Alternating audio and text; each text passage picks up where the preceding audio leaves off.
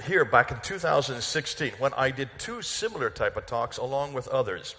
And they have been so pivotal and so many people have watched them that we decided to revamp them but also upgrade them because, hi Sarah and John, because with this kind of material there is always new research that's going on and we've got to keep on top of it.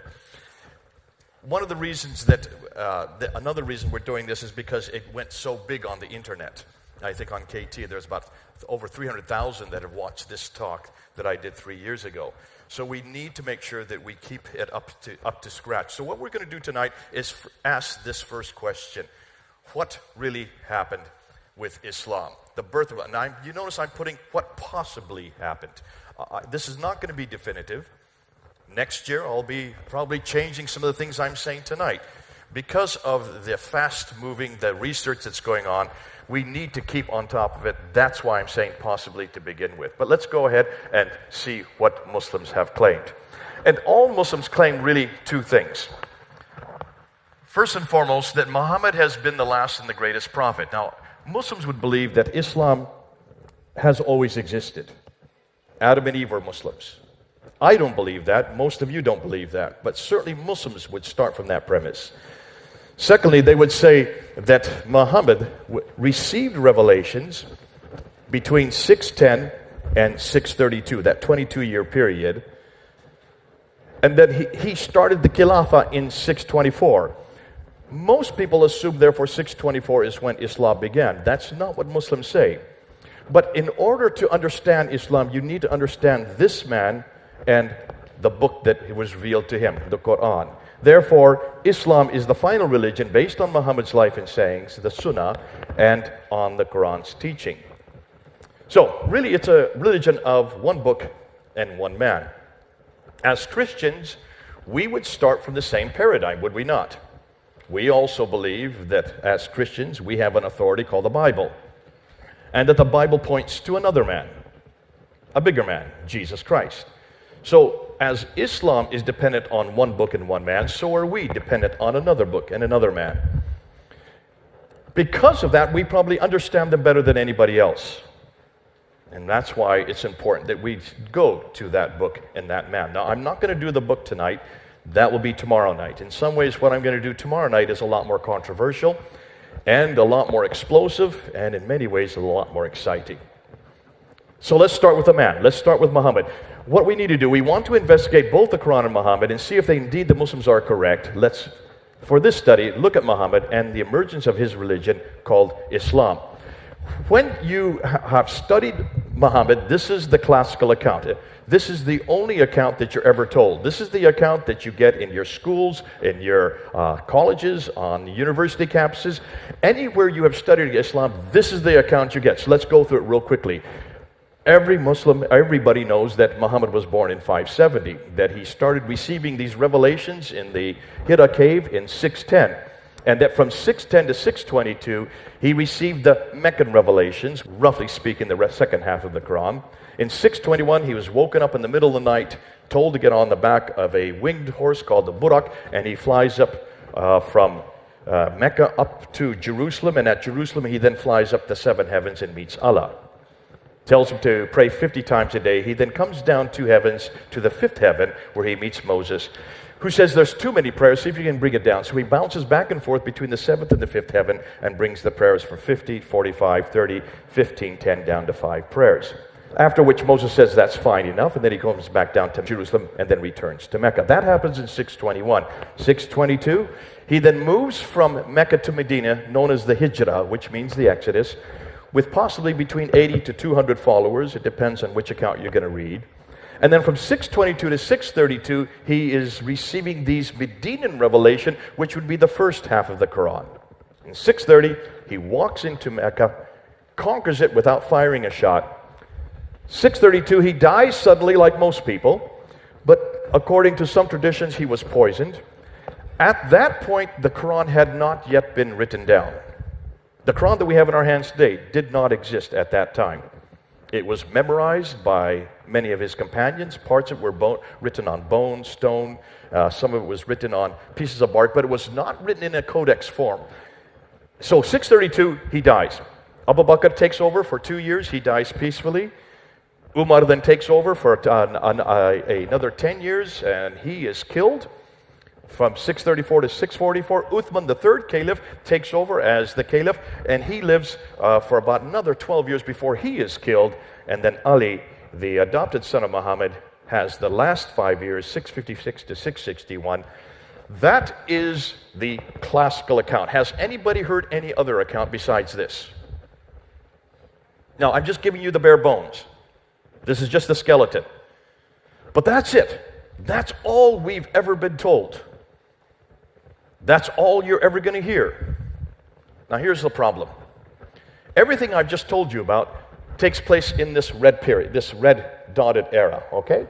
Well, a little bit more. I did add up until the time of the end of what they call the Rashidun period, the time of the rightly guided caliphs. But everything we're talking about happens here.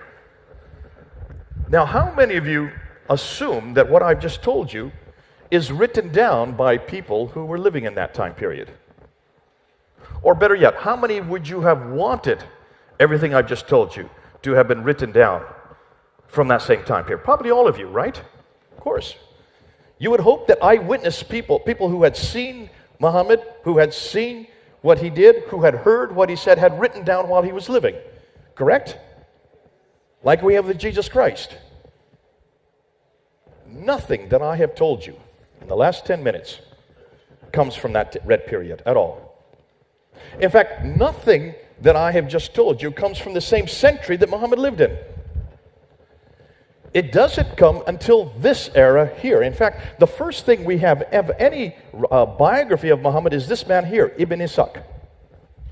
He died in 765. Muhammad died in 632. 130 years later. But we don't have any of Ibn Ishaq's material. We are dependent on this man here, Ibn Hisham.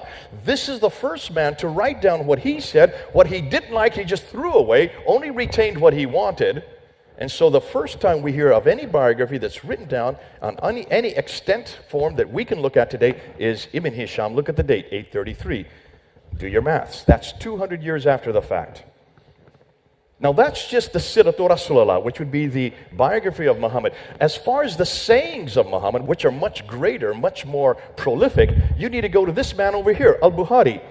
He is the first to write down the hadith. That's the sayings of the Prophet. Look at his date, 870. That's 240 years later. Everything that comes after that, in fact, they all come after that. After Al-Bukhari comes Sahih Muslim, Ibn Dawud, Tirmidhi. They all come after 870. So those are two of the genre of what we know as the Islamic traditions. If you want to go to a third genre, the tafsir, which would be the commentaries, you need to go to this man here, Al-Tabari. He died in 923. He is also the first to write what we call as the Tariq, which would be the histories. So anything that is written after by Tabari, like Baidawi, Zamakhshari, Suyuti, they all come after 923, which means everything we know about Muhammad, everything we know about how Islam began, everything we know about how the Quran was put together, all that you have been told your whole life does not come from the period it happened over here. It all comes from this period here, 200 to 300 years later. Does that bother any of you? It should bother all of you. Because that suggests, or that doesn't just suggest, that means that everything we know about this man, about Islam, how it began, does not come from any eyewitnesses whatsoever. It comes from people who are writing hundreds of years later and hundreds of miles away. Now, there's the names right there. 765, Ibn Ishaq. We don't have it. No extant manuscript. Ibn Hisham, Al-Bukhari, Al-Tabari. Those are the primary beginners of each one of those. Let's look at Jesus Christ. Everything we know about Jesus Christ, did people actually write down what he did and what he said from the same time period he was living? No, not while he was living. How about right after? Yes. Look at the Sirah of Jesus, the biography of Jesus. Who wrote the biography of Jesus? Matthew, Mark, Luke, and John. Am I correct? And 3 of them, Matthew, Mark, and Luke, wrote before 60 AD. Jesus died in 33 AD. So within 30 years, you already have 3 biographies. John would have been written later, about 90 AD. So within 60 years, you have 4 biographies about Jesus Christ, 2 of them by eyewitnesses who actually saw him do what he did. What about the hadith of Jesus, the sayings of Jesus? In your New Testament, in the gospel account, whenever it's red letter, that would be the sayings. Am I correct? So there's the hadith of Jesus written by Matthew, Mark, Luke, and John. Again, so within 30 to 60 years, all the hadith of Jesus have been written down. That means with what Jesus did and what he said were written down within 60 years of his death. 2 of them by eyewitnesses, and the other 2 got it from the eyewitnesses. What about the tafsir? Well, the tafsir, the commentaries, would be Paul's letters. And they would have been written within 16 to 20 years, or 25 years after Christ's death. Even earlier than the gospel accounts. In the Tahrikh, the histories, the book of Acts, written by Luke, between 52 AD and 62 AD, so within 20 to 30 years, you have already the Tahrikh. So all 3 genres of what we know as the Sirah of Jesus, the Hadith of Jesus, the sayings of Jesus, the commentaries on what Jesus did, and the history of the early church were written within 50 to 60 years. Compare that with Islam, who don't have anything for 200 years, and theirs all written down from 200 to 300 years. What that says to me is that if I wanted to know anything about Jesus Christ, and all I have is what Islam has, I would know nothing about him until the 3rd century. How would I defend him? How would any of us defend Jesus if it was that late? Thank God we don't have the same problem. Isn't it great to know? We know who he was, we know what he said, we know where he went, we know where he died. All this we can pretty much be assured of. And yet Islam has nothing before 833. How many for you, is this the first time you've heard this? So you're not taught this in your schools. No one gives you any dates. This is the big lie that we've never been told, and that's why we're doing this here at Kensington Temple. You need to know this. And Muslims, I know Muslims are going to be watching this. It's going to be put up on YouTube, and I'm talking to Muslims specifically. You've got to deal with this, because if this is the case, then I'd like to know how is it you can defend your prophet and how you can defend your religion. Now, the 21st century scholars, this is their criticism. Concerning these late dates, Humphrey says, Islam as we know it did not exist in the 7th century, but evolved over a period of 200 to 300 years. Andrew Rippon and Leicester said the Quran probably was not revealed to one man in 22 years, but likely evolved over a period of 50 to 100 years. Therefore, the conclusion, according to Cook and Robinson, is that the history of Islam, at least from the time of the Caliph Abdul Malik, hold on to that name, going to talk quite a bit about that tonight, and before is a later fabrication. Now that's quite a mouthful right there. What they're saying is almost everything that you have heard, everything you saw on that classical account about Muhammad is a lie. It's a fabrication. How am I going to prove that? Well, what I'm going to do is I'm going to first ask their questions. And these are legitimate questions. These are the same questions that were asked about our Bible back in the 1800s when they're in Tübingen in Germany. Wellhausen was saying, how do we know who Abraham was? How can we know who Moses is? No one was writing at that time. None of this is eyewitness account. Moses was not there when Abraham was living. Remember those questions? How do we even know that Moses wrote it? Remember the documentary hypothesis? All of this, redacted criticism, source criticism, all these criticisms that I'm going to be using tonight were first used on the Bible. And that's why I can use them tonight. Because those of us who've studied the Bible, this is our bread and butter. This is what we're used to. We know these kind of criticisms.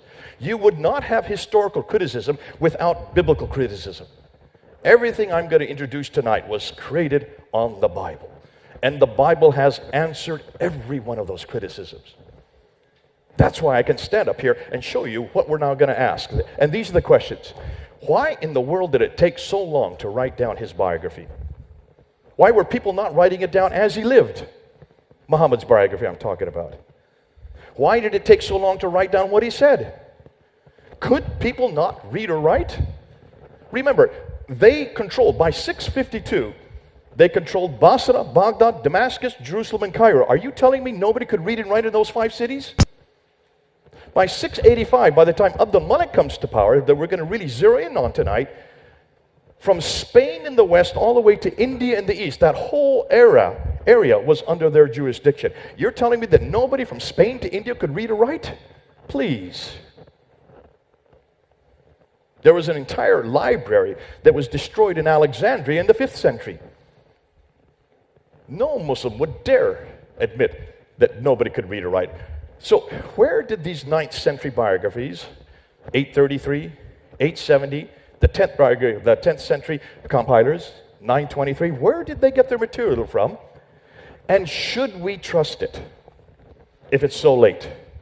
More than that, if we don't trust it, why not go back to the 7th century and see what actually happened? That's what any historian should do. And that's what we're going to do tonight. I don't trust it. I hope you don't trust it. And those who are watching shouldn't be trusting it. So let's go back and see what actually happened. Now, let's just take a look at this map here. As you can see what I'm going to be looking at. So this brown area and the yellow area of this direction all the way to the Mongol Empire on this side, that whole swath of land was under Islamic control by 685. Okay, 661, the brown area was under their control. So what we're going to do is now unpack that area of the world, and we're going to see what we find. But I'm going to use these scholars. And these are the scholars that are, well, in my area of the world, they are well known.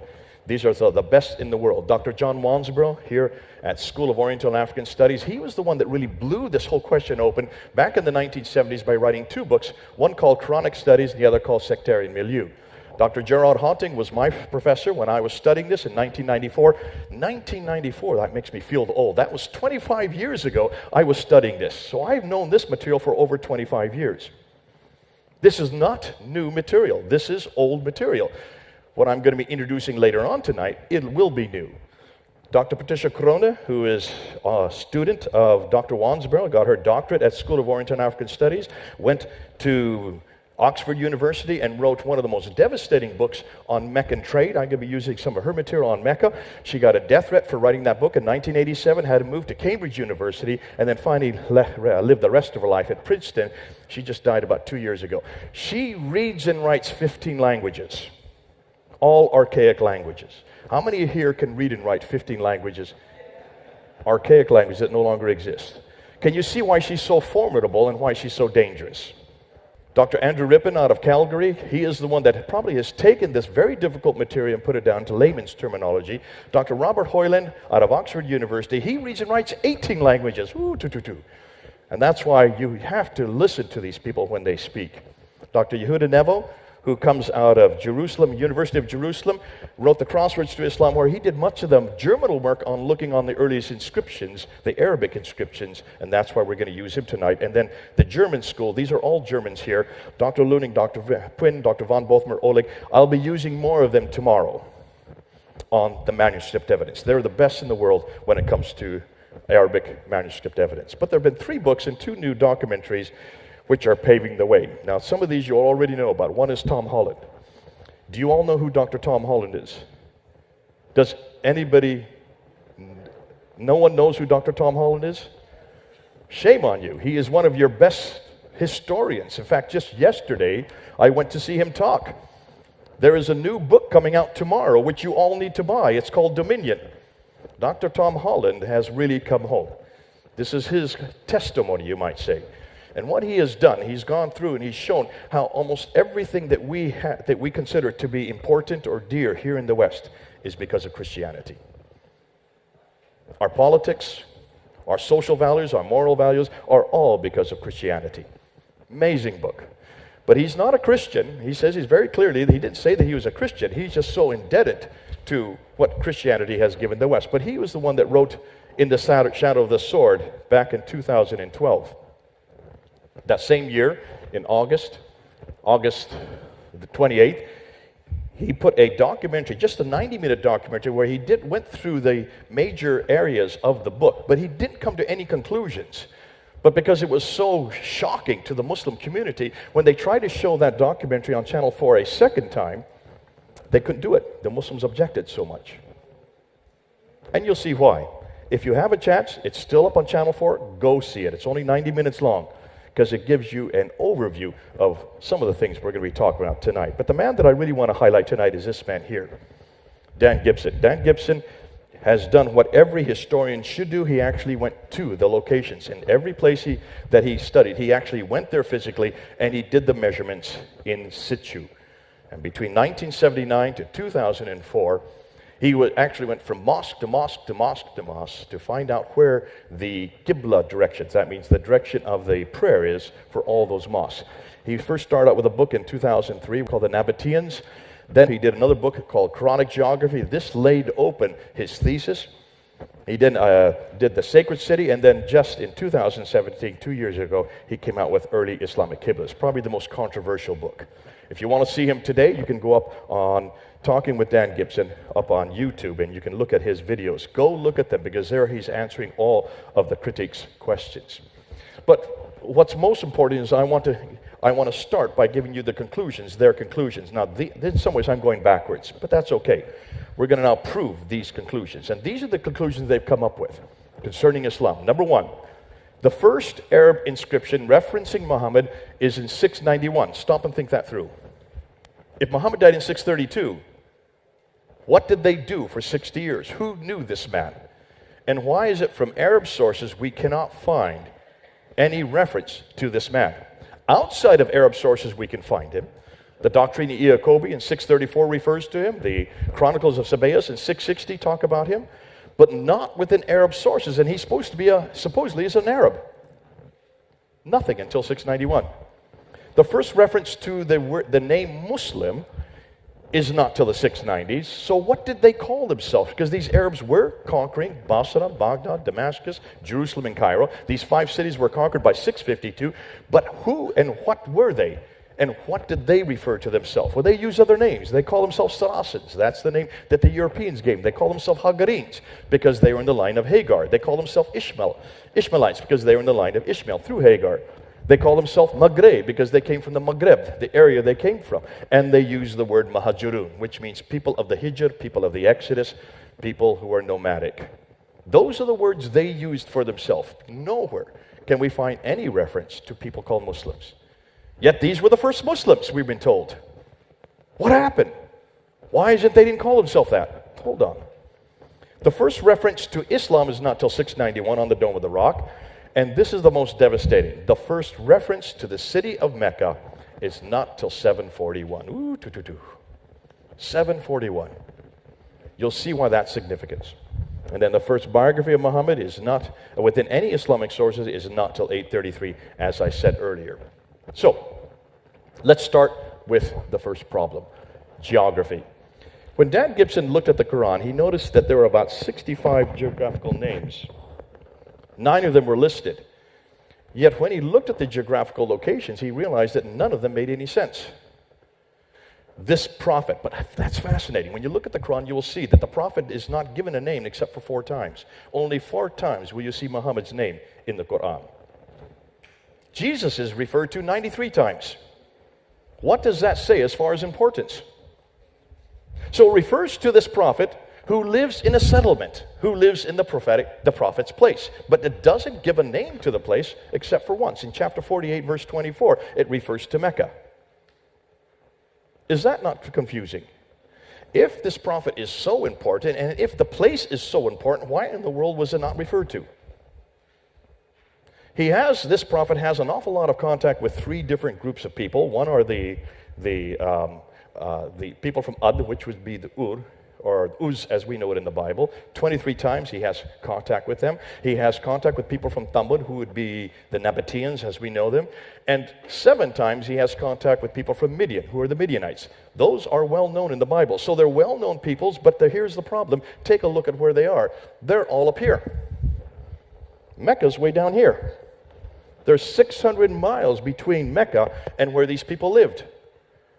Unless he had a helicopter, how could he get up going 600 miles up and back down again the same day, 1,200 miles, to have these daily contacts with these people?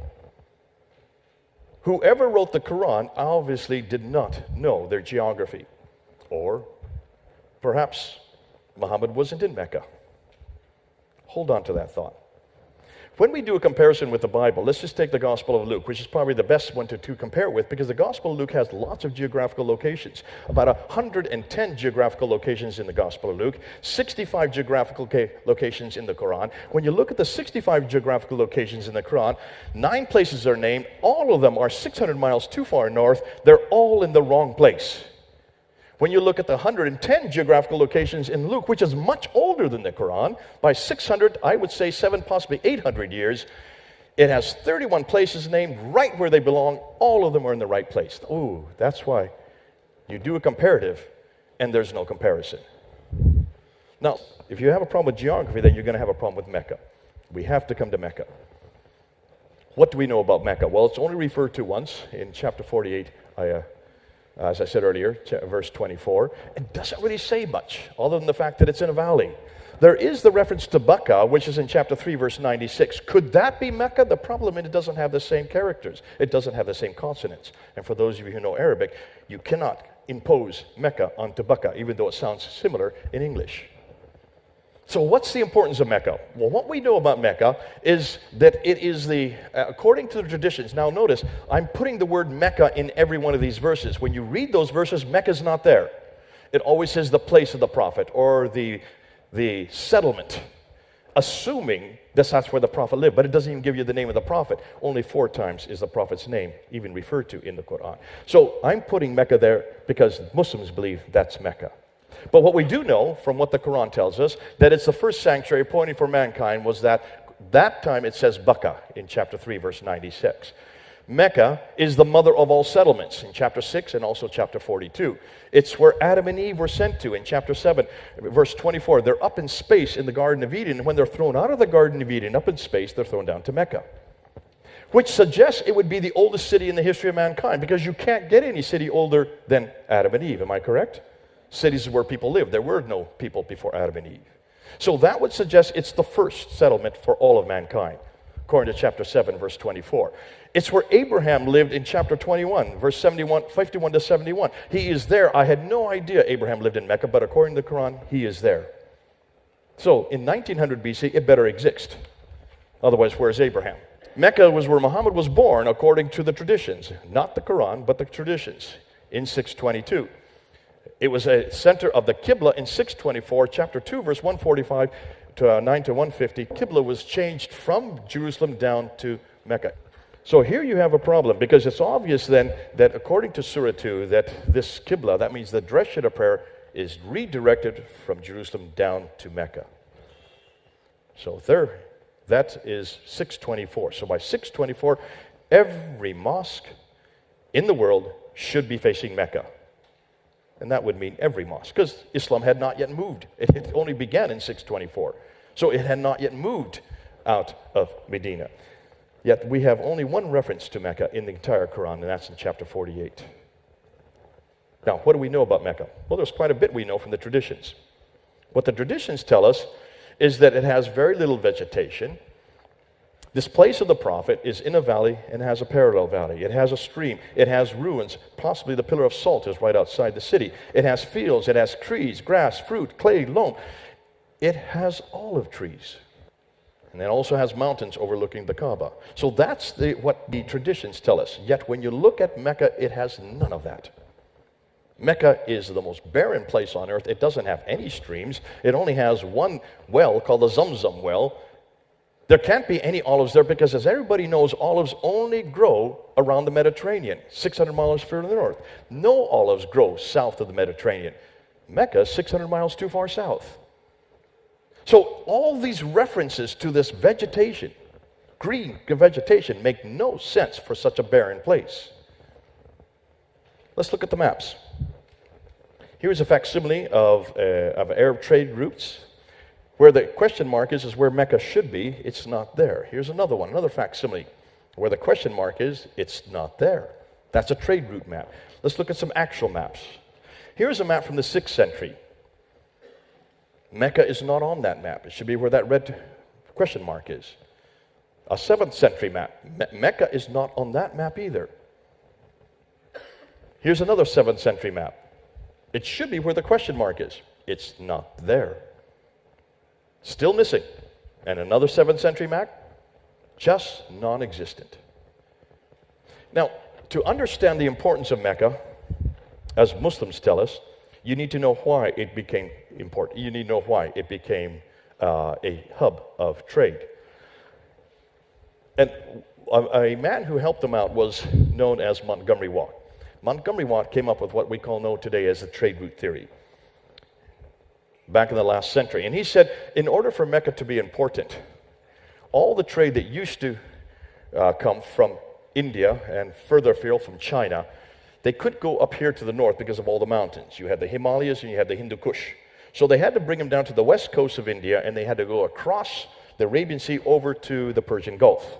They went up the Persian Gulf, and from there they went over to the Mediterranean Sea, because that's where all the trade had to get to the Mediterranean.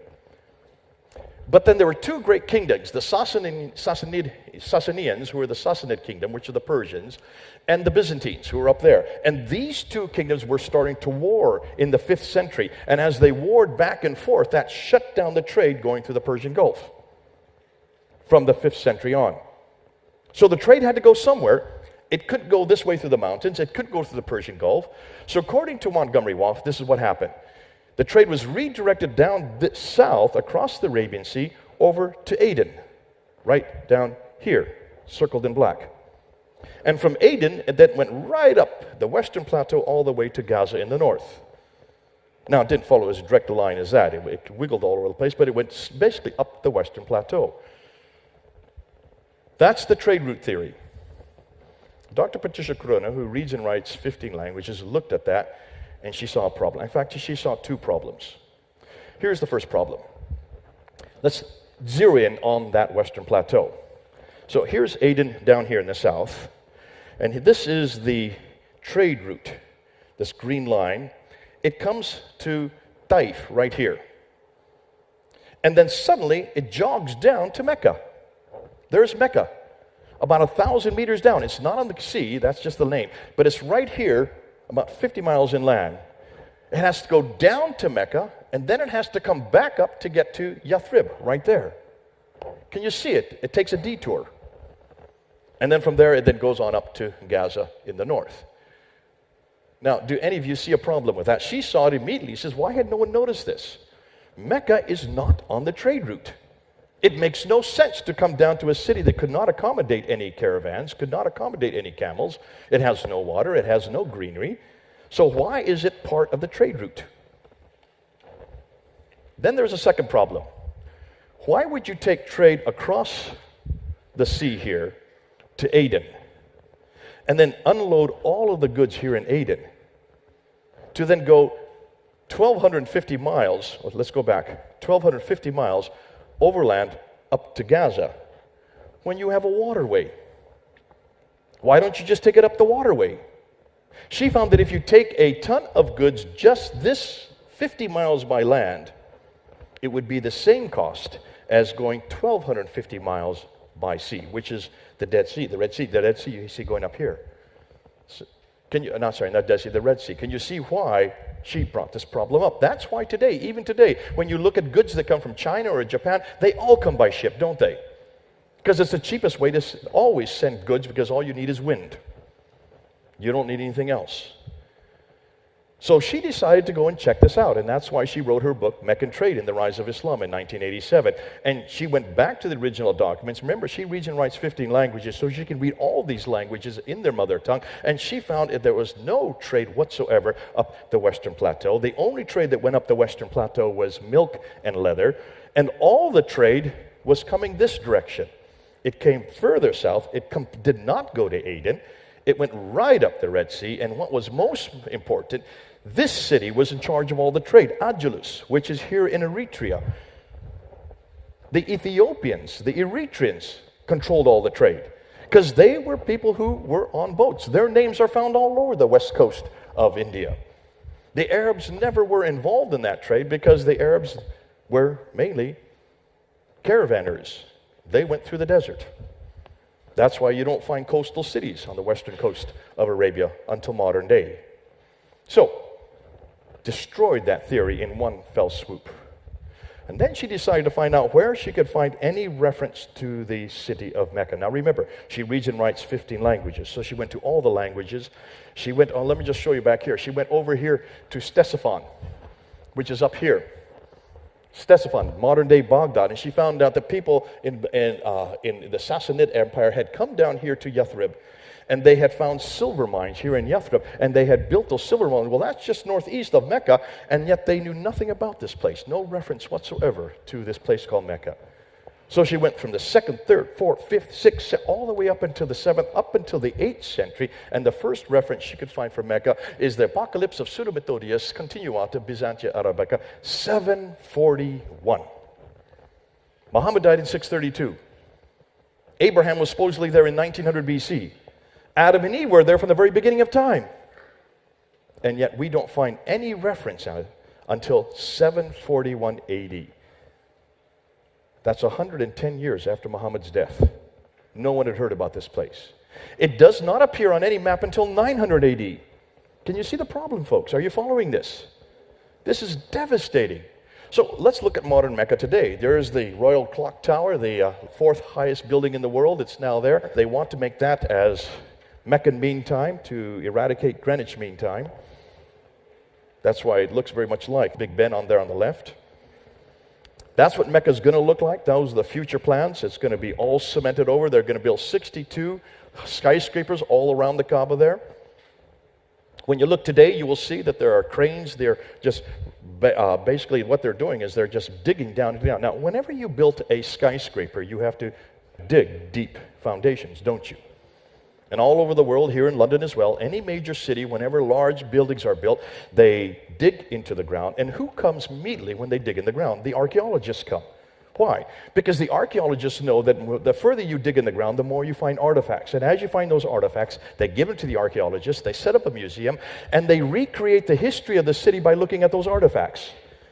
That's why we know most about the cities, because of the diggers. They need the diggers to do the digging, and they also need to be able to be given those artifacts. And that's why they have come to all these cranes. They've come to where they're doing all the digging. And guess what they found? Not a thing. Nothing has been found, proving Mecca has no history.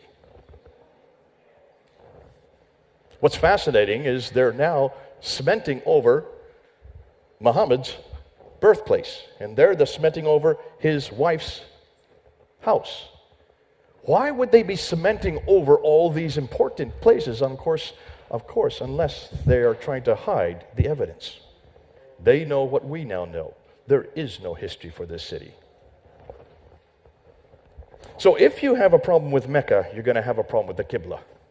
Because everybody knows that you have to pray 5 times a day. It doesn't matter where you are in the world, you have to face Mecca. Am I correct? You have to face that square building right there called the Kaaba. So, how do you find the Qibla? Well, you can do it by going to any mosque, you'll find the mihrab. Or you can go to my hotel room that I was in Kuala Lumpur there in Malaysia, and there's an arrow on the hotel wall to show you where the Qibla is. Or you can get it on an app on your phone. But you have to be able to know where Mecca is anywhere in the world, and that's why today everybody follows the Qibla.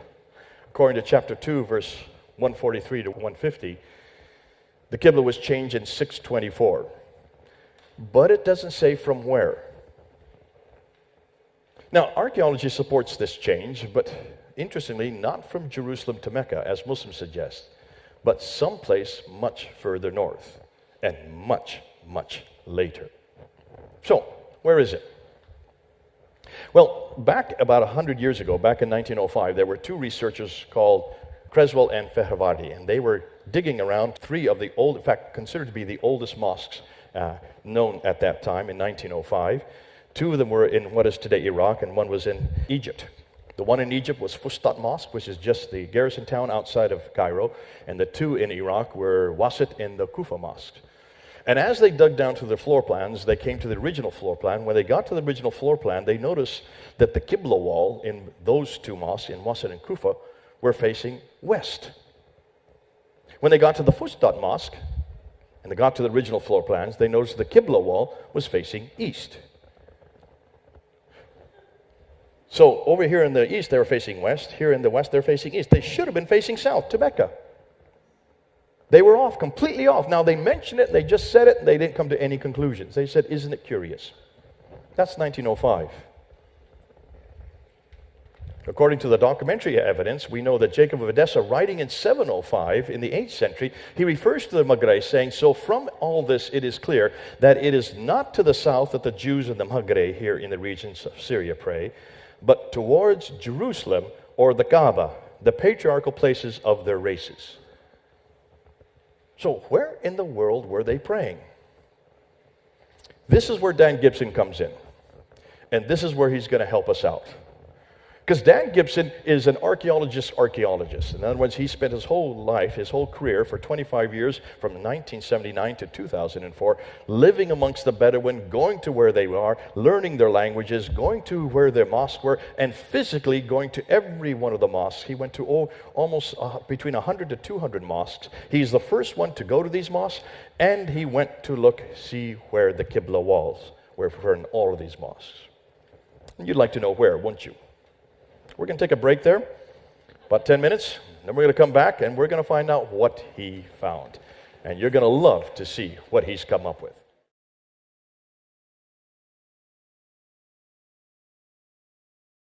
When I left you, I talked about Dan Gibson, and specifically about the mosques. And as I said before the break, Dan Gibson is the first one, in fact, the only one to have gone to all the mosques. That's what any historian should do. That's what any archaeologist should do. They should go to the place that they're investigating. Am I correct? Yet he's the only one that's done this. No Muslim has done what he's done. And that's why it's important that we look and see what he has researched and his conclusion. He spent 25 years going from mosque to mosque to mosque because he saw that there were these geographical problems. He saw the difficulty with Mecca. So he wanted to find out where these earliest mosques were pointing to. Where are they pointing to Mecca? Since Mecca was not referred to until 741, since there's no place in the Quran that really fits Mecca, he wanted to see, well, then what were these people praying to? Now, what did he do? Well, to understand what he did, he looked at the Qiblas, but to find out the Qibla walls, not too hard to find out. Now, many of these mosques have been destroyed and rebuilt, but all of them do have floor plans, and they're still there. And many of the mosques that he looked at, about 65 of them, are still, their original structure is still there. They're still intact. So the Qibla wall, the longest wall, is the wall that would be facing the direction of the sanctuary. And what he did, he then used advanced thermal emission and reflection radiometers, which is aster satellites, the most exact way to find the exact coordinates as to the direction they were going. Muslims have labeled him and said that all he used was Google Earth. Listen, you and I use Google Earth, but he does not use Google Earth. The problem with Google Earth, it doesn't take into consideration the curvature of the Earth. But aster does, and that's why it's so specific, and that's why it had to be used to find these coordinates. He also looked at the tools. Now, to understand the tools he used, you can go up onto his website. I won't unpack it today. For those of you who are looking at the YouTube and certainly looking at the film, you can actually stop this and look and see exactly what is on it. Because he has described all the tools he used on his site. And if you go up to YouTube, go to if you go up to internet, go to http://thesacredcity.ca. CA is for Canada. Take a look at the tools he used, and you will see he answers every one of the critiques there. One of the criticisms that has come up over and over again is that many of these mosques, because of the fact they're not directed in one direction, they're directed all over the place, that they were following the solstice lines. So in all of his latest pictures, he has put the solstice lines in every one of them to show you that none of them follow the solstice lines. This is absolutely fraudulent, and the Muslims who are trying to say this have not done their own work. They don't follow the solstice lines at all. When he came to the earliest mosques, he noticed that there were problems, and here's a case in point. Let's take a look at this mosque here. This is called the Qiblatain Mosque, which is in Medina. The green line is the current Qibla, and the green line points straight south, which is pointing towards Mecca. But it's been known as the Qiblatain Mosque, which means the Mosque of Two Qiblas, built in 626. No one understood why it was called the Mosque of Two Qiblas until 1987, when they were doing some refurbishing and they started digging down to shear up the walls. As they came down, they came across this wall right here, which was the earlier Qibla wall. And that Qibla wall is facing almost the entirely opposite direction, where the red arrow goes. That then explained what the two Qiblas were. That's the earlier Qibla. The green line is the newer Qibla. But where was it pointing? Why was it pointing almost in the entirely opposite direction? But when you look at it on a map, you will see why. Take a look and see where it's pointing. Now, when it was first discovered, most people thought it was pointing to Jerusalem. But that's not where it was pointing. As Dan Gibson found by looking at other mosques like this one here, the great Mosque of Guangzhou, that's Canton, in China. Not too far from Hong Kong, where all the problems are happening right now. That's thousands of miles away. That mosque still exists. It still has its Qibla wall. He went there, he did his coordinates there, and guess what he found? That mosque is facing Petra. Follow the red line. It should be facing Mecca, the black line. But you're talking about thousands of miles away, it's facing directly towards Petra. He went to India, to the Charman Juma Masjid in India, South and South India, and that was built in 629. Look at the dates. 629. Muhammad was still living. Muhammad didn't die till 632. So this is still while Muhammad was living. Here you have the Charman Juma Mosque facing Petra. Now each one of these blue dials are the coordinates for Jerusalem, Mecca, Petra, and the actual mosque, to show you, so you have no question as to which is the closest Qibla. That's why in every case I'm going to show you now, you'll see these four dials. These are not my material. All of this is Dan Gibson's. None of this I did. Okay? Please don't give me credit for any of this. Give Dan the credit that he deserves. Here's the Jami' al-Kabir Mosque in Syria. Now we're in 637, so this is 5 years after Muhammad's death. He's been dead for 5 years, and take a look at where the Qibla is. Look at the red line, and you will see it's going straight towards Petra. Not towards Jerusalem, not towards Mecca. Here's the Fustat Mosque. This is the mosque that Creswell and Fehervardi had noted back in 1905. They thought it was pointing towards Jerusalem. It's not pointing towards Jerusalem. It's actually pointing towards Petra. They were off by 3 degrees. Then we come to the Dome of the Rock, probably one of the greatest structures of that day. This was built by Abdul Malik in 691. Take a look at it. If you've been to Jerusalem, you can't miss it. It stands out. Beautiful building. The greatest edifice when it was built. But take a look at where it is facing. It should be facing Mecca. It's not facing Mecca. It is facing Petra. In fact, take a look at the entire citadel from which it is built on. The entire citadel is facing Petra. They cannot destroy and rebuild it again. They've got to keep it. It's been there since 691. They can't do that, proving that if we're not going to cry out, the rocks will cry out for us. Here's the Humayma Mosque in Jordan. Now we're at the end of the 7th century. We're at the end of the century that Muhammad lived, 699. Where is it facing? It's facing Petra. Now we go to another mosque in Jordan called the Amman Mosque. We're going to look at that one there. That one is 701. So we moved into the 8th century. Remember, the mosques were supposed to be canonized in 624. We're now in 701. Almost 80 years later, and it's still facing Petra. Down to Yemen, which is the other direction, we get the Grand Mosque in Sana'a in Yemen, 705. It's facing Petra. Coming back up to Israel, the Kirbat al-Minya Mosque in Israel, 706. It's facing Petra. The red line. Take a look at all these Qiblas. Let's bring them in. Coming as far away as from Sherman in India, Guangzhou in China. As we get closer, notice where all the Qiblas are coming to. Directly towards Petra. Can you see how specific they are? Can you see how accurate they are? From all directions, not just one direction. They're coming from north, south, east, and west. And there you can see on the map, those are the ones we've looked at. Medina, Guangzhou, Sherman, Jami' Hama, Fustat, Dome of the Rock, Humayma, Amman, Grand Sana, and Kirbat al-Minya. And look at the countries. Medina would be Arabia, China, India, Syria, Egypt, Israel, Jordan, Yemen, and Israel again.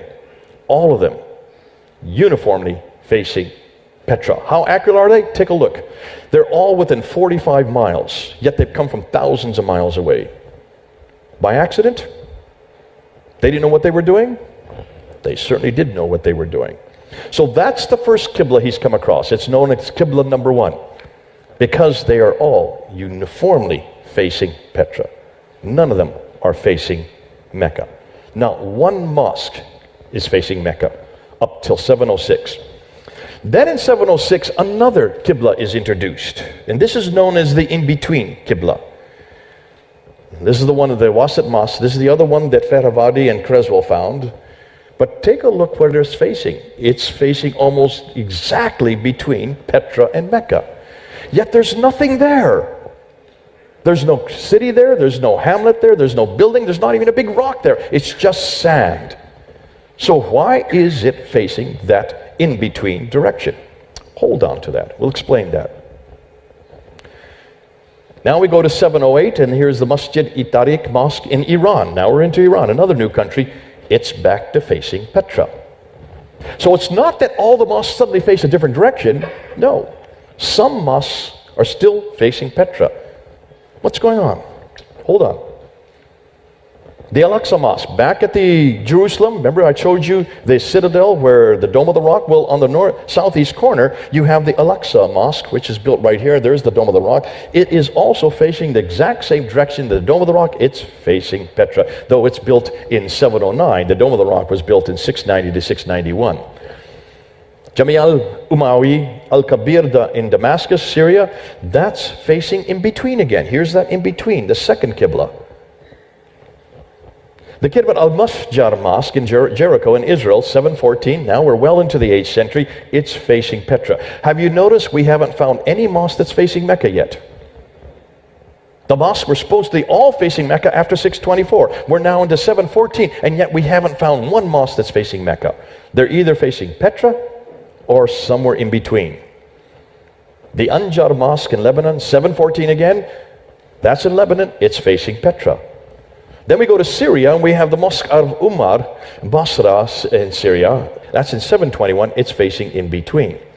In Syria again, you get the Hayr al-Kharabi in Syria, 726. We're now 100 years after the canonization of the Qibla, which was in 624. We're over 100 years later, and still we haven't found a mosque that's facing Mecca until this one.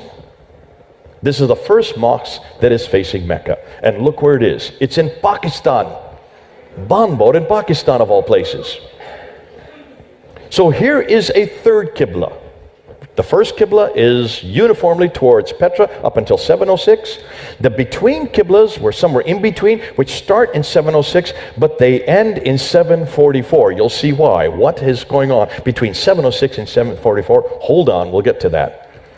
Now let's go back to Syria, because now we go to Syria, the Qasr al-Hayr al-Sharqi Mosque, 728, it's facing in between. And now we get to the Amman Citadel Mosque, Jordan. Remember, I've already showed you this one. Hold on a minute. This one is facing Mecca, but take a look at it closer. You will see the older mosque that I showed you in 701, it's facing Petra, right? When we get to this one up here in 730, it's facing Mecca. That's the newer mosque. There's the older mosque. Both are still standing. So something happened between 701 and 730 to change the direction. Ooh, I love that. When we get to North Africa, now we have Qibla number 4. Here is a fourth Qibla. Are you following me? What's the first Qibla? Petra. What's the second Qibla? In between. What's the third one? Mecca, finally. And the fourth one? Parallel lines. Can you remember those four? So now we're getting to a fourth Qibla, which is fascinating because these are all in North Africa and in Spain, and all of them are going parallel to the line between Petra and Mecca. They're all going roughly parallel. So something's happening here. Why are they doing that? There's nothing down there. There's a reason, and you'll see why. We get to the Baalbek Mosque in Lebanon, 740, and that's in between. And then the Mushta Mosque in Amman, Jordan, 743. We're halfway through the 8th century. It's back to Petra again. The Haran Mosque in Kufa in Iraq, 744. In between. And that's the last one that faces in between. So something happens in 744 that stops all the in-between mosques. Qibla. You'll see why. I know I'm desecrating this language, excuse me for who are the Arab speakers, but I'm going to call it the Qusra Uqaydir Kufa, Iraq, 764, it's towards Mecca finally. The Ribat fortress in Tunisia, remember what I said about all the North African ones? They are parallel. They are not towards Mecca, they are not towards Petra, they are parallel to that line. The Sahih Ramda Mosque in Bohar in Oman, 771, it's back towards Petra again. The Sumail Umani Mosque in Oman, 771 again, it's towards Petra. So there's still mosques facing Petra as late as the late 8th century. We get to the Raqqa Mosque. I didn't get this one right. 772. That is in between. So it wasn't just 744. And the Bibi Samarkand, Uzbekistan, 773. Most people thought it was Jerusalem. It's not Jerusalem. It's Petra. The Cordoba Mosque, there again in northern Africa, it's 784. It's parallel. And the Jami Uqba Ibn Nafi Kirwan Mosque in Tunisia, it's parallel because it's in northern Africa. So what's going on? Look at this graph here. All the Qiblas are facing towards Petra until 706. There was a confusion for the next 100 years. 17 face Petra, 8 are in between, 10 face Mecca, and 6 are parallel. The Qibla was not finalized towards Mecca until 876. That's the late 9th century, almost 250 years too late. So there's the Petran mosques. From 624 up until 772, they stop in 772. You have the in-between mosques from 706 till, here we say 772, actually it's 744, but there are still one or two that come after that. Then you have the Meccan mosques, which are start in 727 and they continue right up until today. In 876, every mosque then goes towards Mecca. And then you have the parallel mosques, which are not facing anywhere in Africa. They're actually paralleling the line between those. So, which Qibla is the most accurate? And what Muslims have answered, they say, well, the reason why this is so is because those who were doing the Qiblas before the Meccan Qiblas just didn't know their direction. They didn't know how to look right, left, east, or north. And that's why they are the most inaccurate. That is not the case. When they looked at all of the coordinates, they found that the Petran mosques, 17 of them, are 2.9 degrees within accuracy. The in-between are less than a degree off. Less than a degree off, 0.98. The Meccan mosques are the worst. They are the most inaccurate, 4.78 degree accuracy, and the parallel mosques are 3.5. So that whole theory has been thrown out. They actually got worse as they went on. So why were the early Arabs so accurate? What was going on here? Dan Gibson has found the answer. The reason they were so accurate is because they did not use mathematical equations like the later Arabs did in the 8th and 9th century. They used astronomy. They used the stars. They had to. Because they were desert herders. They were nomadic. They went across thousands of miles, hundreds of miles at a time, with no roads. If they didn't know their direction, they would die. Otherwise, how would they find the next oasis? So what did they use? So they used what he calls the kamal, or it's well known as a block of wood on a string, which measured how far up or down the knots on the string were by putting your finger on the horizon. And the more you went before it hit the northern star, before you reached the northern star, that's how many knots you were to go in that direction. For East and West, they actually used poetry. This is fascinating. They had about 32 stars that they could identify, the nomads. And they were known all along the compass where those stars were. And they would go so many feet or so many marches, so many times walking towards the east, towards, let's say, this star here, which is the Naka star. They would go so many times, and the way they would know how to get there is they would have poetry. And they would know how many times that poem needed to be recited before they had to stop and then turn direction and go to the next star, which would be, in this case, the Altir star. Then they had to go another piece of poetry, and they would do it by poetry, and that's why you see even today that the camel herders still are brilliant poets, because it helped them survive in the desert. Now that was lost once roads were created. There was no reason to use them anymore once roads were created. And that's why the later Arabs never used poetry. They never used the stars. They were not astronomical, and that's why so many of their qiblas were inaccurate. But let's get back to Petra. What's the significance of Petra? Why Petra and not Mecca? How many people here have been to Petra? What did you notice there? Probably this.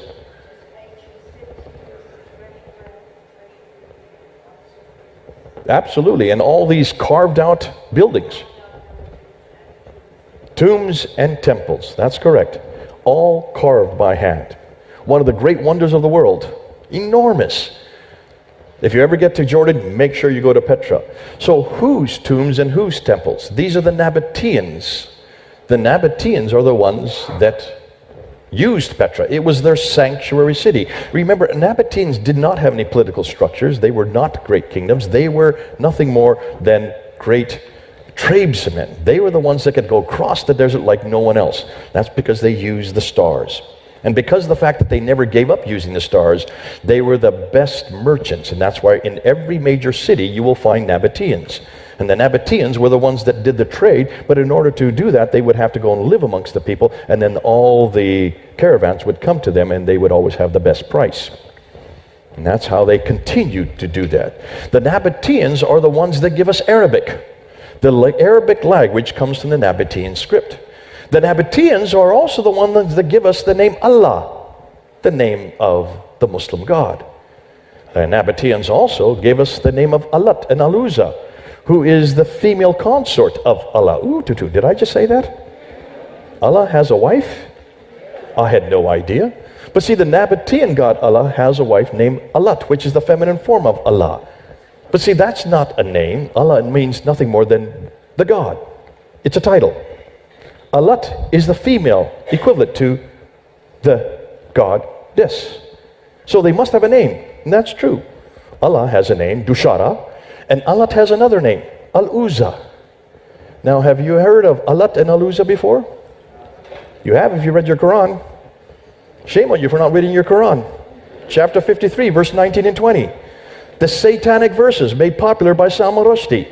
Alat, Al-Manat, and Al-Uzza. Two of the names are one goddess, who is the wife of Allah, which is an Nabatean god. You can find the temples of Dushara there in Petra.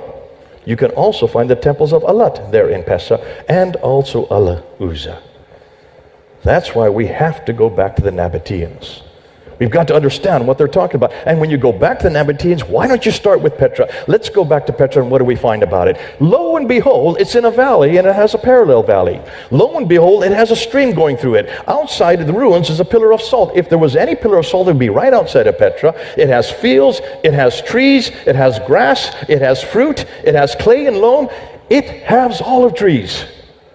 Everything we see in the Quran, where this prophet comes from, the city of the prophet, fits Petra. None of it fits Mecca.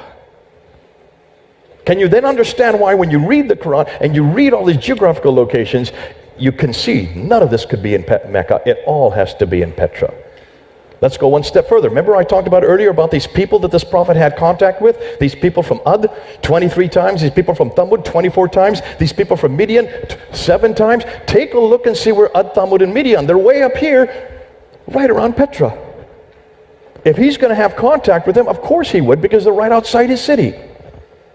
No helicopter is needed, but you would if you're way down here in Mecca. So every one of the geographical locations fits Petra. Why is this significant?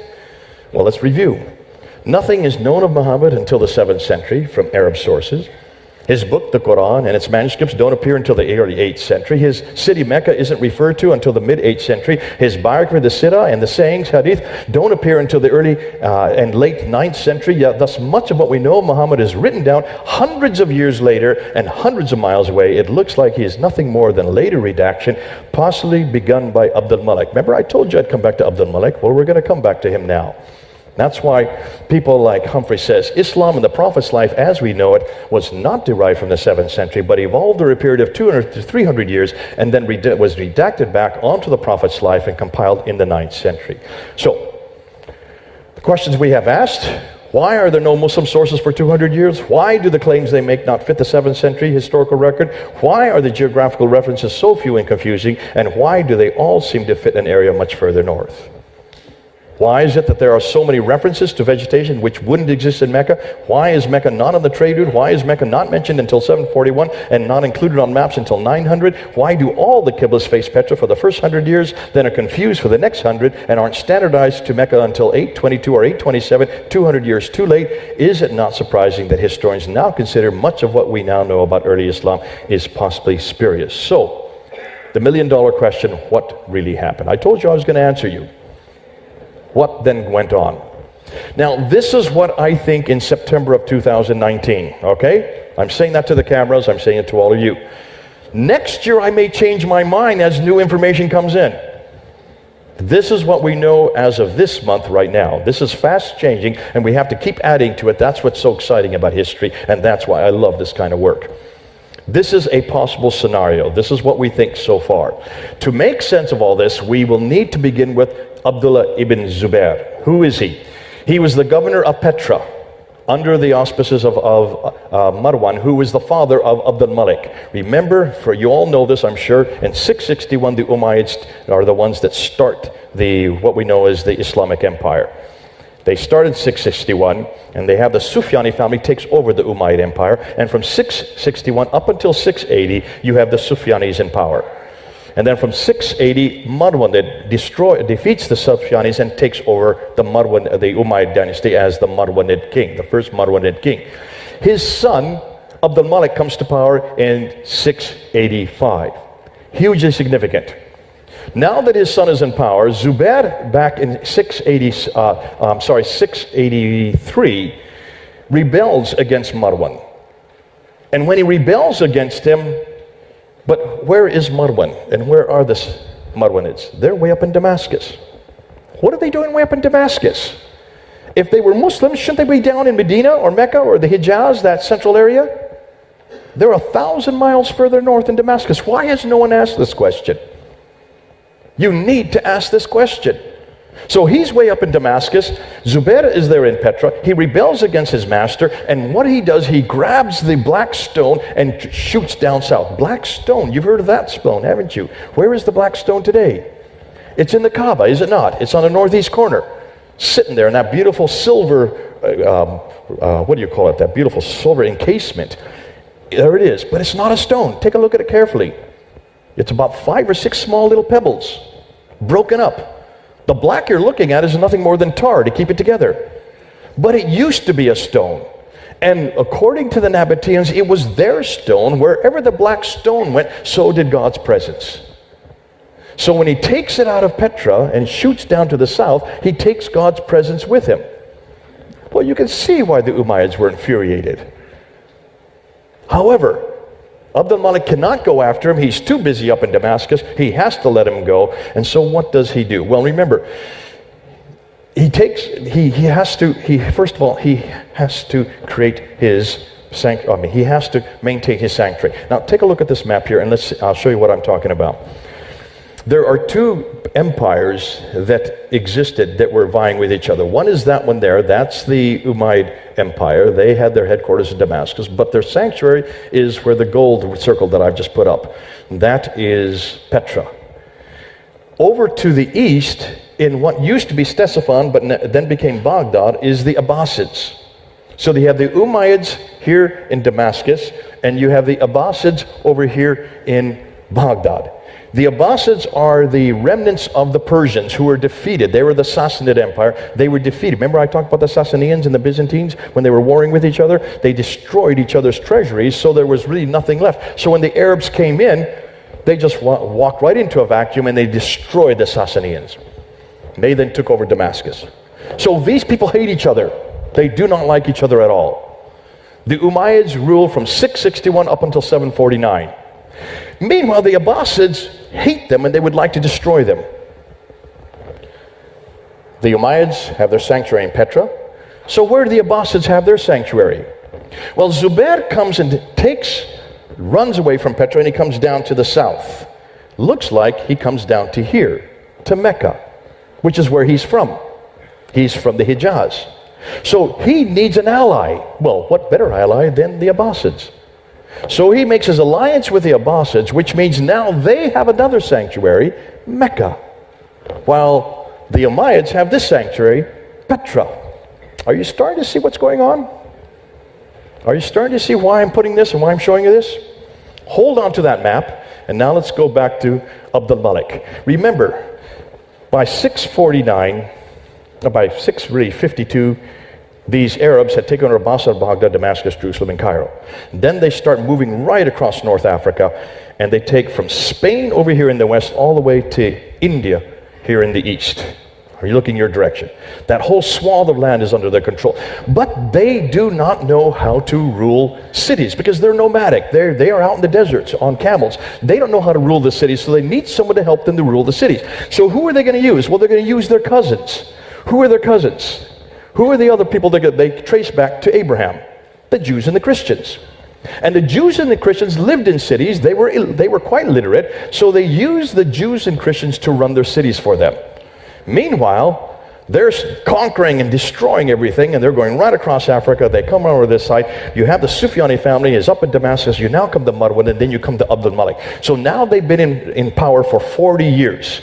And Abdul Malik suddenly realizes that everything he's depended on are the Jews and the Christians. But here's the problem. The Jews and the Christians have a prophetic line, do they not? From Abraham through Isaac. The Arabs have no prophetic line. The Jews and the Christians have revelation. They have a scripture. The Jews have the Old Testament. The Christians have the New Testament.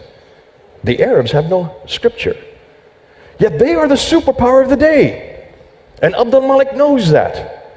And he knows that he now controls all these cities. He has the Christians and the Jews working for him, yet he has no Arab identity. How do you create an Arab identity that can compete with the Jews and the Christians? Well, you don't have to worry about the Jews so much because they're a small group. The people you really have to worry about are the other big superpower, which are the Byzantines. They're Christian. So you're going to have to compete with the Christians. What do? Well, the first thing you do is build a building. And that's what he did. He builds this great structure. But he doesn't build in Damascus where he's living. He doesn't build it in Mecca or Medina. You would think he would build it there if it's his own sanctuary. Obviously, his sanctuary wasn't down there. He doesn't build it in Petra. He sticks it in the middle of Jerusalem. Why in Jerusalem, of all places? Well, who points towards Jerusalem? Who worships towards Jerusalem? There's the Dome of the Rock, the greatest structure of its day, still amazing even today. The reason he puts it in Jerusalem is because of this church, the Church of the Sepulchre, which is the sanctuary for the Byzantine Christians. And look and see where he places his building. He puts it above it on the mountain, looking down onto it. So this is a one-upmanship. It's bigger than the Church of Sepulchre. It's right there where the Jews and Christians see as their sanctuary, and he places this huge structure using Byzantine architecture. Later on, his son then builds this building, the Al-Aqsa. But let's go back to the Dome of the Rock, hugely significant. It employs the same Byzantine architecture, but much larger and more prominent. It sits above the Church of the Holy Sepulchre. It is situated in the holiest city of the Jews and the Christians. That's why it's not in Damascus or Mecca. Muslims say, if you ask them today why that building is there, they will always tell you it's because of the Miraj, where Muhammad went up to the seven heavens. That's why it's there. It's the third most holy shrine in Islam. If that were the case, then something should have been written about the Miraj on the building. Am I correct? So let's go look at the building and let's see what we now find. Now to do that, you have to go to the only original part, which are these two ambulatories. This one and that one, where the two green arrows are coming to. That's the only original part of the Dome of the Rock, because it's been destroyed and rebuilt 11 times. So that's going back to 691. And to look at those ambulatories, you need to look at the Arabic that's on them. You need to go to where those green arrows are going to. This is the Arabic. The inscriptions are there. Those are the original inscriptions. This is the first Quranic material we can find anywhere in the world. This is the first Quranic material that we can find. And it's written on the Dome of the Rock. Look and see what they say. There is nothing about the Miraj. There's nothing about Muhammad going to the seven heavens. So what do they say? Well, you see chapter 4, verse 171 on the Dome of the Rock. O people of the Scripture, who's that? That's us. Do not exaggerate in your religion, nor utter aught concerning Allah, save the truth. The Messiah, Jesus, the Son of Mary, was only a messenger of Allah, and his word which he conveyed unto Mary, and a spirit from him. So believe in Allah and his messenger, and say not three, cease. It is better for you, Allah is only one God, for is it removed from his transcendent majesty that he should have a son. Who is that against? That's against Jesus. That's against the Trinity. That's against his divinity, and that's against his sonship. That's attacking directly Jesus. Am I correct? Surah 17, ayah 111. Praise be to God, who hath not taken unto him a son, there again, attacking the sonship of Jesus Christ, and who hath no partner, attacking that Jesus would be the partner of God, from chapter 5, verse 72, in the sovereignty, nor hath he any protecting friend through dependence.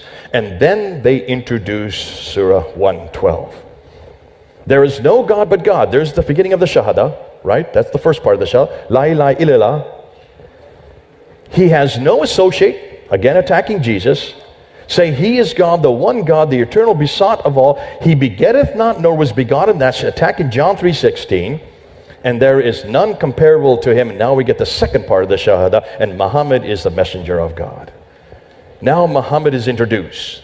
So here you have this structure that's attacking Jesus Christ, our Lord, his sonship, his divinity, the Trinity, all of which are on that first building that was good. Can you see what it is? It's basically Abdul Malik is creating this building to attack Byzantine Christianity, to attack us at our foundation. Because without the divinity of Jesus, without the Trinity, without his sonship, without the fact that he was begotten, what are we? Who do we have?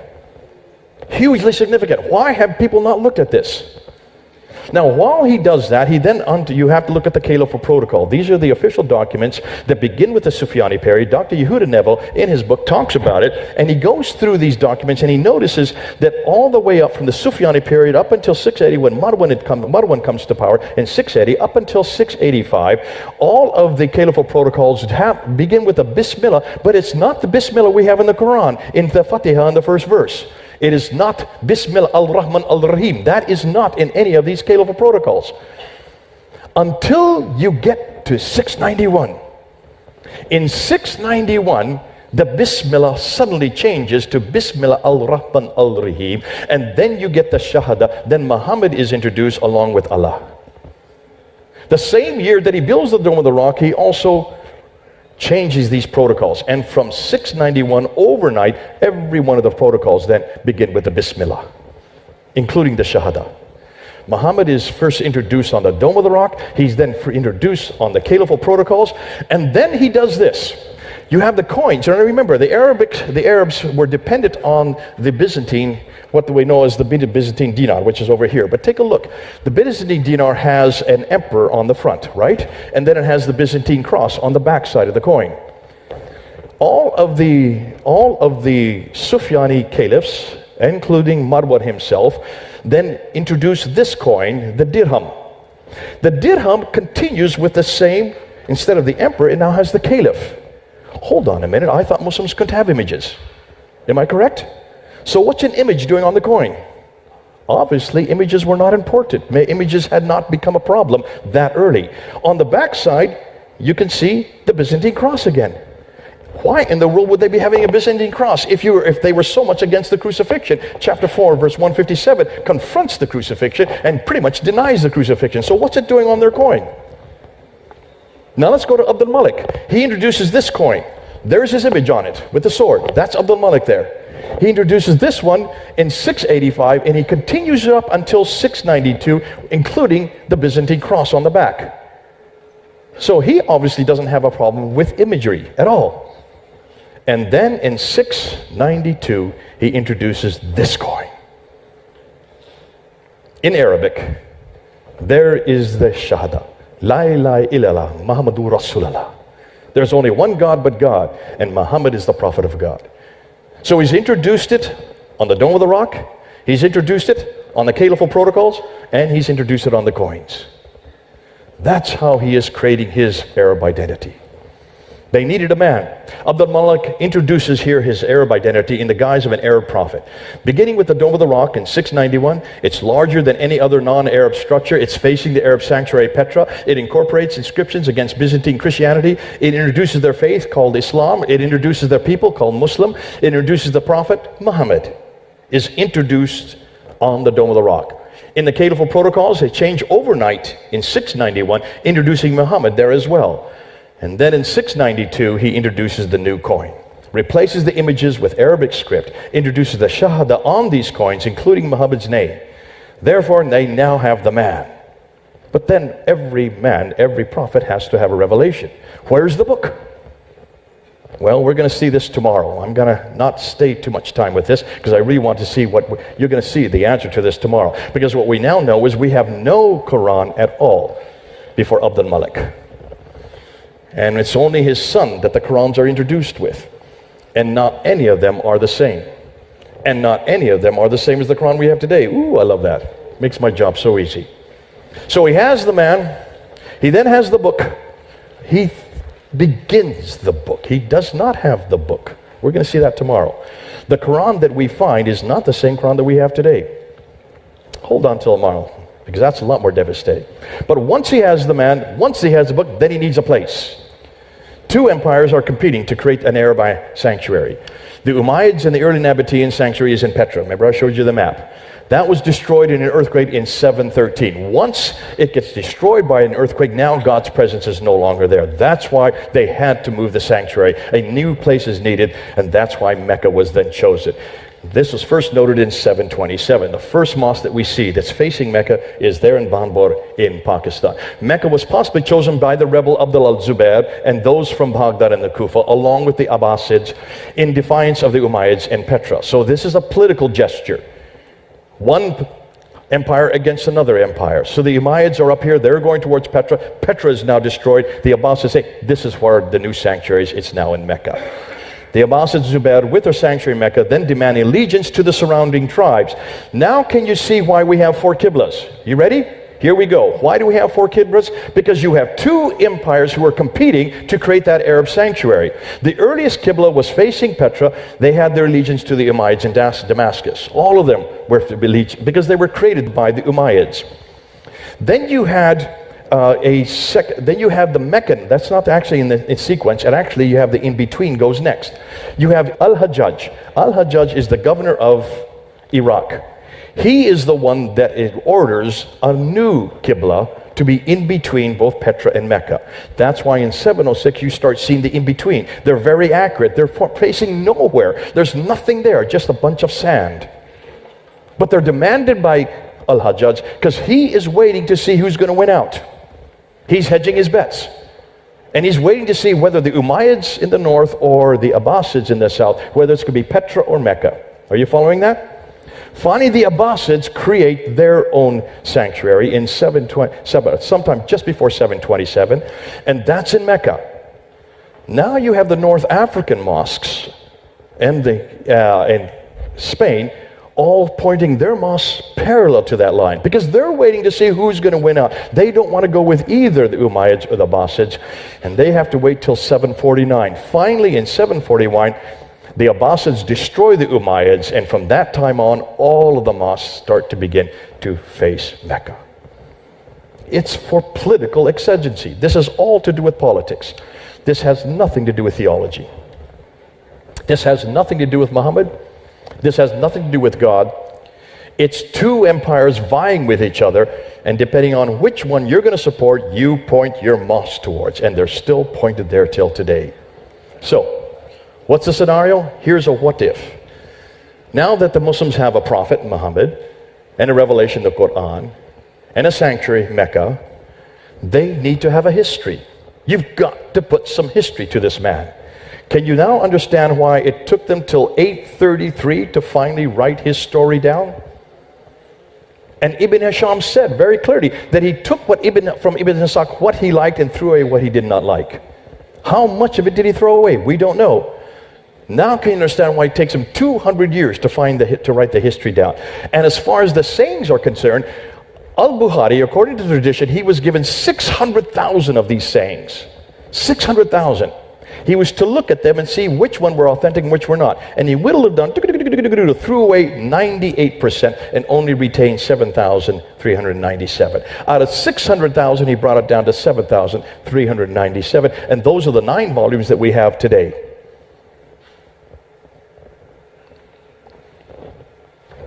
They have the Sirah, they have his sayings, and that's why the Tafsir finally don't even begin to be written until the 10th century. So by the 9th and 10th century, they now have the book, the man, the place, and the story. And a new religion is formed and growing. Yet not within a mere 22 years, but evolving over 200 to 300 years. Isn't that what the historians are now concluding? Isn't that exactly what the historians are now concluding? So, let's summate. Why are there no Muslim sources for 200 years? Why do the claims do not fit the historical record, or the geographical references are so few and confusing? Why do they all seem to be much further north, no vegetation where they should be? Why is Mecca not mentioned until 740 and all the trade routes go through Petra? Not one of them goes through Mecca. Why do all the Qiblas face Petra for the first 100 years, then are confused for the next 100? Why is Abdul Malik's role, what is Abdul's role in this, and does a nation Islam really begin with him? So, if that is the case, what we now must conclude is, when we conclude that Islam is nothing more than a later redaction possibly begun by Abdul Malik, then continued by his descendants, proving Muhammad had nothing to do with the Quran, therefore, so who is he and what's his importance? They've got the wrong man at the wrong place doing the wrong thing at the wrong time. What about Jesus? We know where Jesus was born, in Bethlehem. We know where Jesus grew up, in Nazareth. We know where Jesus died and when, in Jerusalem. We know what Jesus did for the last 3 years of his life. We know this all from eyewitness accounts, Matthew and John. We know this also from hostile accounts like Thallus, Tacitus, Josephus. One was a Greek, the other was a Roman, the other was a Jew. None of them liked Christians, and yet they all talked about Jesus Christ. We know when they were written, between 50 to 60 years, and we know that few doubt his history, which means we have the right man at the right place doing the right thing at the right time. Isn't that great?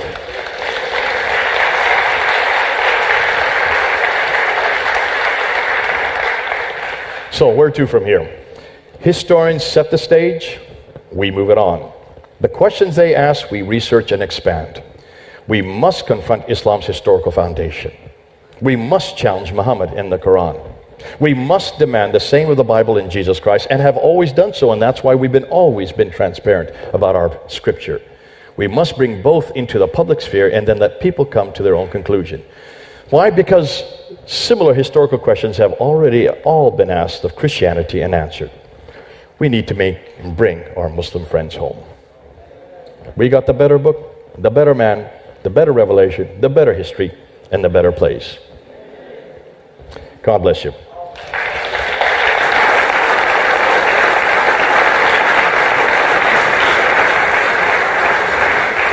Now, we did say that we would have some questions, so I think there are, if you could tell me, Gabriel, where the mics are. Here and here. If people want to come up and ask questions, we will put them into the mic, and then we'll try to answer them as best we can. We'll do about maybe 5 or 6 questions, and then we'll call it for evening, because I see it's already 9 o'clock. Any questions? That's the first question, Jay. Is just a question on, are you basically saying that there was a religion, a Nabatean religion, worshipping towards Petra that was later Islamicized? Is that effectively? Exactly. So when you look and ask, and that's a good question, were the Nabateans the precursors to Islam? Absolutely. Were they already worshipping? Not so much worshipping, it was more that was their sanctuary. They would not have the same view of God, though they have temples to Dushara and to Alat and Aluza. So certainly the temples are there. What we do know is that those earlier, the earliest mosques, mosque means a place to bow your head or towards, were all facing Petra. So when the Umayyads take over in 661, they just continue that tradition. But remember, 661, Muhammad was dead by 632, 30 years after Muhammad's death, and 624 is, according to the traditions, written in the 9th century, is when the Qibla was canonized. We're now in 661 when all these mosques start to appear. They're all facing Petra. They should have been for 40 years by that time facing Mecca. Not one faces Mecca. From 624 they should all. So they did not know about Mecca. There was no Mecca because for them they were all Umayyads, and all the Umayyads faced Petra. That's why when finally Petra is destroyed, first of all by earthquakes, they had to then create a new one, and that's where the Abbasids then appoint their one in Mecca. The first one we have is 727. 100 years later. Yeah. Hello, thank you for a wonderful talk. What are Muslims actually taught about Islam, do you think? I'm sorry? What are Muslims actually taught about their religion, Islam? What do they understand? What do Muslims understand about all this? Yeah. None of this they're taught. And remember, this has all been coming out in the last 10 years. Everything they're taught is what I said at almost the first slide. If you look at that first slide, I showed the classical account. But isn't that the same thing you've been taught? Isn't that the same thing we're all taught? Have you noticed we all have followed that narrative? And there's been no reason not to follow that narrative because nobody's ever questioned this material. Well, we were with Dr. Tom Holland last night, and when asked the question, what about your book on In the Shadow of the Sword? He said, you know, every book that I write takes about 3 years to write, to research and then write it. When I came to Islam, it took him 6 years to write that one. And the reason why is because there was nothing to go on. He was told about that. In fact, I told him about that you're not going to find any sources. And it's true, there's nothing written in that first period. There's nothing written in the next century. It's not till the 9th century that you can even take and find out what's written about this man, Muhammad. So because of that, this new material that we're now introducing tonight, it's not the first time I've introduced this. I've introduced it here at KT back in 2016. This is not new, but the conclusions we're coming to, that is new. Because we're going to have to keep revising our conclusions as we find out more material.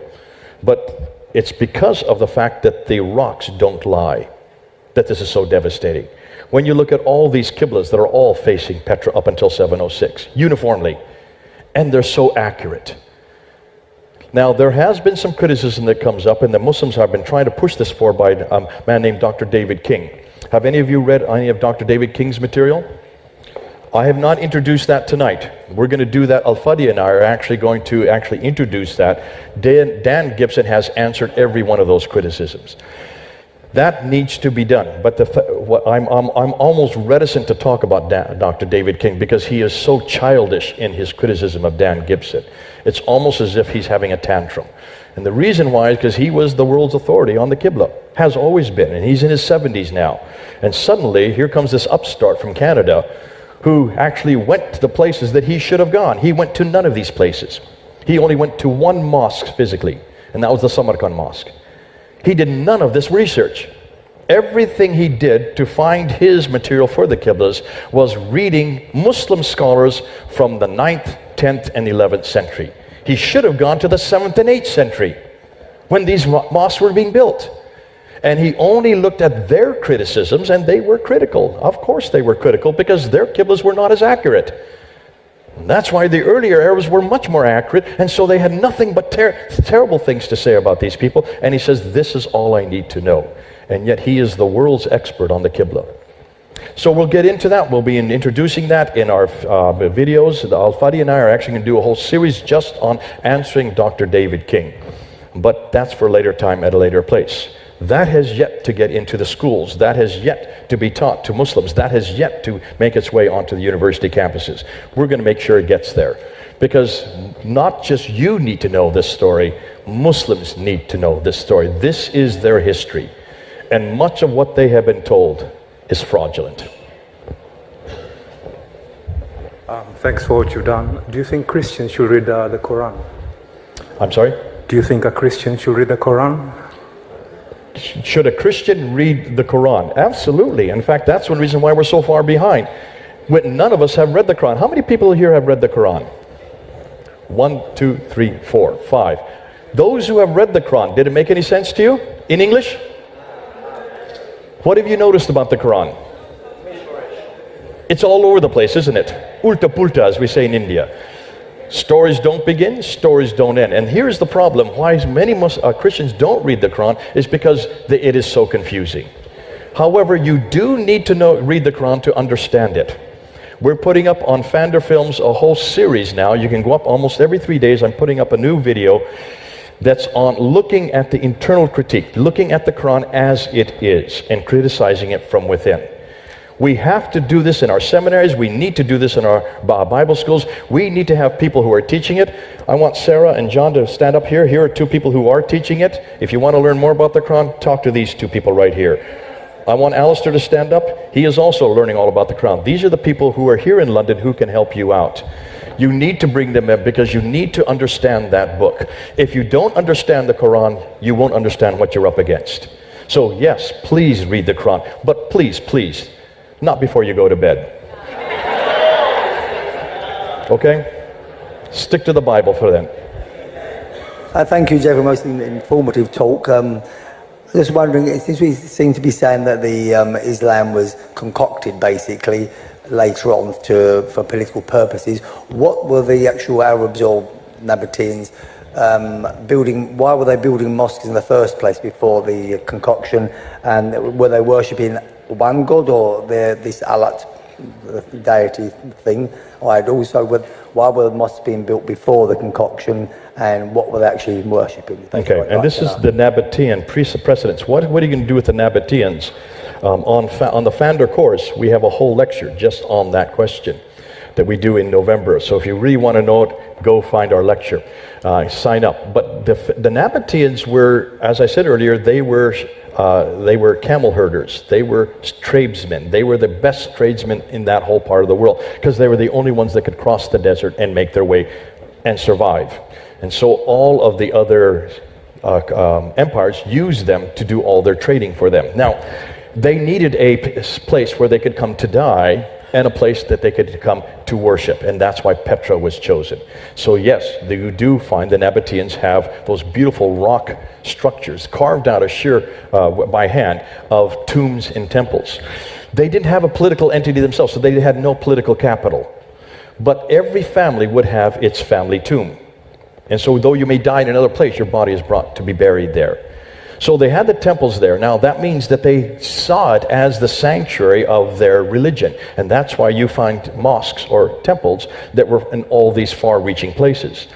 Once Islam was introduced by Abd al-Malik, at that time then, remember he didn't introduce, there was no Muslims, there was no Islam. We don't know of, we do have references to Muhammad, two at least, and we do know that he was a warrior, but there's no, in any of the inscriptions about him from outside sources, they mention that he is a warrior. They don't mention anything about the fact that he's a Muslim, nothing about the fact that there was a religion called Islam that he followed, nothing about the fact that there was a Quran that he received. Can you see there, and nor that he lived in Mecca. None of these are referenced. That only comes much, much later.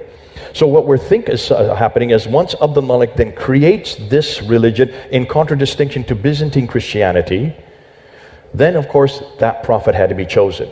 Because he was well known at that time, that's why we think he was chosen. Something also happens to Muhammad in 622. We do know that that was probably the beginning of the insurrection against the Romans. So that's why 622 is important. But there's an awful lot yet we need to know. In a year, I'll be able to answer that question much more concisely because we'll have an awful lot more research. It looks like, though, that these Nabateans, who then become the Muslims, because now they are no longer just people who are tradesmen, now they have an empire.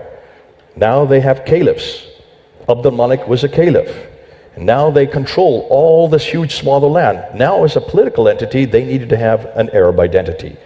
It's because of that identity that they had to create the prophet. And once the prophet was created, then they had to give him a book. And once the book, and that's why the book, if you look at it, it is all over the place. Because it's been borrowed, and you'll see that tomorrow. Look and see how much of the Quran has been borrowed.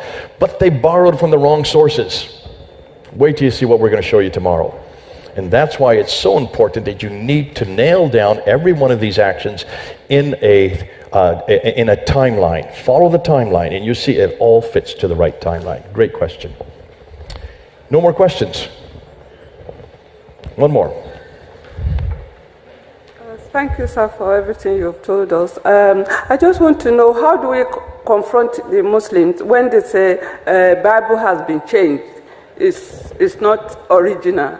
Okay, how do you do it? How do you answer a Muslim when they say the Bible has been changed? This is a real easy one. I love this one because I love it when they ask him that. Just say two words, where and when. Where and when. Where was it changed and when was it changed? Now help them out. Was it changed before Muhammad or after Muhammad? Was it changed before the 7th century or after the 7th century? They'll say before. If that's the case, go right back to the Quran and say, where in the Quran does it say it's been changed? Give me one verse. Now, I've been doing this for almost 40 years now. Almost for 40 years I've asked this question. No Muslim has been able to answer me that. I said, I'll help you. Let me just tell you. Go to chapter 10, verse 94. Go to chapter 21, verse 7. And it says very clearly there, O Muslims, if you have any questions, go to the people of the book because they have been given the Tawrat and the Injil for you. So why would it tell them to go back to a corrupted book? Chapter 4, verse 136 says, I, Allah, have given you both the Torah and Injil and the Quran. So why would God give them a corrupted book? Chapter 5, verse 46 and 47 and verse 68 says, O Christians, go to those scriptures God has given you, for they are signs for you. We're to go back to those scriptures. Nowhere does it talk about corruption. So the Quran is very clear, there is no corruption at all. Reading of Quran, there is no substance, and it seems confusing. That's okay, why come tomorrow.